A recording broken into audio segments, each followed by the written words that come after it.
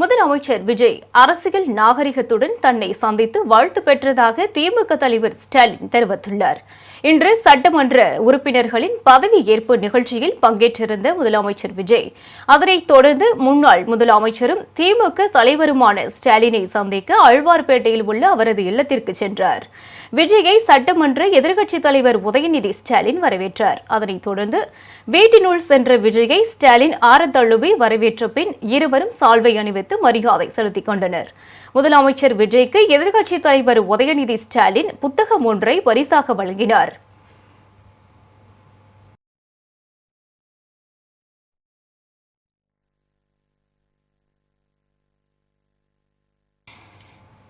இந்த சந்திப்பு குறித்து திமுக தலைவர் ஸ்டாலின் வெளியிட்டுள்ள எக்ஸ் தள பதிவில், முதலமைச்சர் விஜய் அரசியல் நாகரிகத்துடன் தன்னை சந்தித்து வாழ்த்து பெற்றார் என்றும் அவருக்கு தன் அன்பு நிறை வாழ்த்துக்களையும் ஆலோசனைகளையும் வழங்கியதாகவும் தெரிவித்துள்ளார்.